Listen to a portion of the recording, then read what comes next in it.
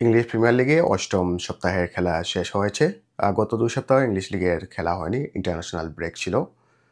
যার কারণে ইউরোপের প্রায় সব লিগে খেলা বন্ধ ছিল। এই ব্রেকে ইন্টারন্যাশনাল টিম কিছু টিম ফ্রেন্ডলি খেলেছে এবং কিছু টিম ওয়ার্ল্ড কাপে কোয়ালিফাইং ম্যাচ খেলেছে। তো ৮ম সপ্তাহে বেশ কয়েকটি ব্লকবাস্টার ম্যাচ হয়েছিল এবং আরও কিছু উল্লেখযোগ্য ঘটনা ঘটেছে ইংলিশ প্রিমিয়ার লিগে। আজকের এই ভিডিওতে সেই বিষয় নিয়ে আলোচনা করব। নটিংহাম ফরেস্ট চেলসির মুখোমুখি হয়েছিল এই সপ্তাহের ১ম খেলায়। সেখানে নটিংহাম ফরেস্ট ০-৩ গোলে চেলসির সাথে পরাজিত হয়েছে। চেলসি এই ম্যাচটি খুবই ইজিলি জয়লাভ করতে সক্ষম হয়। কিন্তু ম্যাচের শেষের দিকে ওদের একজন ডিফেন্ডার রেড কার্ড দেখেন। সেটি চেলসির জন্য একটা কনসার্নিং, কারণ আমার মনে হয় 3 ম্যাচেস ইন এ র চেলসির কোনো একজন প্লেয়ার রেড কার্ড দেখলেন ইংলিশ প্রিমিয়ার লিগে। সো এটা একটা কনসার্নিং বিষয়। চেলসি ম্যানেজার সে বিষয়ে একটু সচেতন হতে হবে প্লেয়ারদেরকে মোটিভেট করার জন্য। অন্যদিকে নটিংহাম ফরেস্টের কোচ এই ম্যাচটি হারার সাথে উনি স্যাকড হয়েছেন, অর্থাৎ ওনাকে চাকরিচ্যুত করা হয়েছে। এই মৌসুমের শুরুতে নটিংহাম ফরেস্টের কোচ ছিলেন নুনো এসপিরিতো সান্তোস। উনি বর্তমানে ওয়েস্ট হামে কোচ রয়েছেন। মৌসুমের বেশ কয়েকটি খেলা হয়ে যাওয়ার পর উনাকে বরখাস্ত করা হয়। সেটা নুনো এসপিরিতো সান্তোস এবং ক্লাবের মালিকের সাথে বনিবনা হচ্ছিল না। অবধারিতভাবেই উনি জবটি ছাড়তে বাধ্য হন। কিন্তু পরবর্তীতে আগ্নে পোস্টোগ্লু, যিনি গত মৌসুমে টটেনহামের কোচ ছিলেন এবং টটেনহাম ওই মৌসুমে ইউরোপা কাপ জয়লাভ করতে সক্ষম হয়েছিল। আগ্নে পোস্টোগ্লু কে নটিংহাম ফরেস্ট অ্যাপয়েন্ট করেছিল, কিন্তু আনফর্চুনেটলি উনি কোনো ম্যাচ জয়লাভ করতে পারেননি। যার দরুন উনাকে চাকরিচ্যুত করা হলো। আগ্নে পোস্টোগ্লু কিন্তু ইংলিশ প্রিমিয়ার লিগে উত্থান হয়েছিল। উনি প্রথমে সেল্টিকের কোচ ছিলেন, যেটি স্কটল্যান্ডের নাম্বার 1 ক্লাব বলা যায়। পরবর্তীতে ওনাকে টটেনহামে নিয়ে আসা হয় এবং একসময় ইংলিশ প্রিমিয়ার লিগে বড় জবগুলো অ্যাভেলেবল হলে ওনার নামটি আলোচনায় আসতো। টটেনহামে উনি ১ম বছর ভালোই খেলতেছিলেন, কিন্তু দ্বিতীয় বছর উনি একটি ট্রফি জয়লাভ করলেও টটেনহামের পজিশন ছিল ১৫তম পয়েন্ট টেবিলে, যেটা কোনোভাবেই কাম্য নয়। কাজেই টটেনহামের জব ওনাকে ছাড়তে হয়। পরবর্তীতে উনি নটিংহাম ফরেস্টে আসেন এবং সেখানে উনার উপরে এত বেশি প্রত্যাশা ছিল না। তারপরও নটিংহাম ফরেস্ট যে বর্তমান টিম রয়েছে সেটি একেবারে ফেলে দেওয়ার মতো নয়। উনারা ইউরোপিয়ান কম্পিটিশনে খেলতেছেন এবং এই টিমের পক্ষ থেকে অন্তত কয়েকটি জয় মালিকপক্ষ আশা করেছিল, কিন্তু সেটা আগ্নেয় পোস্টগুলো দিতে পারেনি বলে ওনাকে বরখাস্ত করা হলো। আমার কিছুটা সন্দেহ রয়েছে যে আগ্নেয় পোস্টগুলোর পরবর্তী যে ক্লাব হবে সেটি ইংলিশ প্রিমিয়ার লিগে হবে কিনা, কারণ উনি অলরেডি ইংলিশ প্রিমিয়ার লিগের 2টি ক্লাব থেকে বরখাস্ত হয়েছেন। পরবর্তী আরেকটি ম্যাচে ম্যানচেস্টার সিটি এভারটনকে পরাজিত করেছে। সেখানে আর্লিং হালান্ড ২টি গোল করেছেন। ম্যানচেস্টার সিটি ২-০ গোলে এভারটনকে পরাজিত করে। আরেকটি ম্যাচে অ্যাস্টন ভিলা টটেনহামকে পরাজিত করেছে। এই ম্যাচটি অনেকটা ব্লকবাস্টার ম্যাচ বলা যায়, কারণ অ্যাস্টন ভিলা এবং টটেনহাম শক্তির বিচারে প্রায় সমমানের 2টি টিম এবং টটেনহাম কিন্তু ভালোই ফর্মে ছিল। পাশাপাশি অ্যাস্টন ভিলা খুবই উইক শুরু করলেও আস্তে ওদের ফর্ম ফিরে এসেছে এবং এই ম্যাচে টটেনহামকে অ্যাস্টন ভিলা ২-১ গোলে পরাজিত করে। উনাই এমারির জন্য খুবই গুরুত্বপূর্ণ একটি জয়, কারণ মৌসুমের শুরুতে উনি স্ট্রাগল করছিলেন টিমকে নিয়ে এবং অনেক প্লেয়াররা আসলে ভালো পারফরমেন্স দিচ্ছিলেন না। তবে এই কয়েকটি ম্যাচে দেখে মনে হচ্ছে যে অ্যাস্টন ভিলা আগের মতো আবারও পুরো ফর্মে ফিরে এসেছে এবং ওরা ম্যাচ বাই ম্যাচ উন্নতি করতেছে।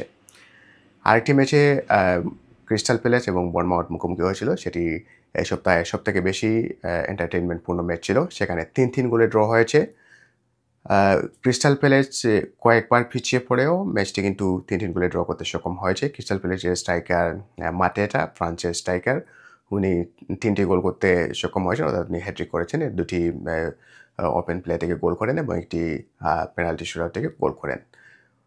বর্নমাউথ ওই মৌসুমে খুবই ভালো খেলতেছে এবং এই ম্যাচটির ফলাফল কিন্তু আমার মনে হয় ফেয়ার ফলাফল হয়েছে, কারণ দুটি টিমই কিন্তু খুবই ভালো ফুটবল খেলেছে এবং দুটি টিমই অ্যাক্টিভ করে পয়েন্ট পাওয়ার দাবি রাখে।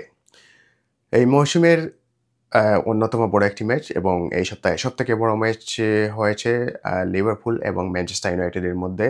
লিভারপুলের মাঠে এই খেলাটি হয়েছিল। লিভারপুলকে ম্যানচেস্টার ইউনাইটেড 2-1 গোলে পরাজিত করতে সক্ষম হয়। এটি ম্যানচেস্টার ইউনাইটেডের জন্য খুবই বড় একটি রেজাল্ট এবং সাম্প্রতিক সময়ে অন্যতম ভালো একটি পারফরম্যান্স ম্যানচেস্টার ইউনাইটেডের জন্য।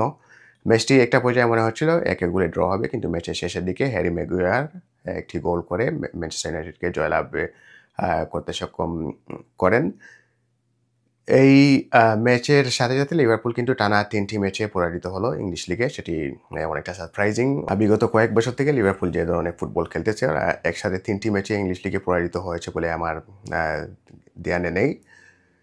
এই ম্যাচটি পরাজয়ের সাথে, সাথে লিভারপুল কিন্তু আর্সেনালের সাথে ৩ পয়েন্ট ব্যবধান হয়ে গেল। আর্সেনাল এখন টপ পজিশনে রয়েছে। লিভারপুলের আসলে যে সমস্যাটি হচ্ছে আমার দৃষ্টিকোণ থেকে, সেটা হচ্ছে অতি বেশি মোহাম্মদ সালাহ নির্ভরশীল হয়ে পড়ার। মোহাম্মদ সালাহ কিন্তু আশানুরূপ পারফরমেন্স দিতে পারছেন না, কিন্তু কোনো কারণে আর্নে স্লট কিন্তু এখনও সালাহর উপর ভরসা রাখছেন।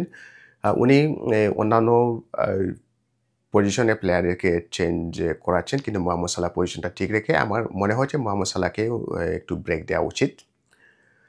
পরবর্তীতে হয়তোবা কোনো একটা পর্যায়ে মোহাম্মদ সালাহ আত্মবিশ্বাস ফিরে পেলে ওনাকে ফার্স্ট টিমে আমার নেওয়া উচিত। লিভারপুলের কিন্তু অ্যাটাকিং পজিশনে খুবই ভালো বড় প্লেয়ার রয়েছেন। আপনারা সবাই জানেন এই মৌসুমে 2জন প্লেয়ারকে কেনা হয়েছে, স্পেশালি 3জনকে বলা যায়। ফ্লোরিয়ান বার্ডস, তারপর আলেকজান্ডার ইসাক এবং হুগো একিতিকে। ওনারা ওয়ার্ল্ড ক্লাস প্লেয়ার, কিন্তু টিমের সাথে অ্যাডজাস্ট হতে এখনও কিছুটা সমস্যা হচ্ছে।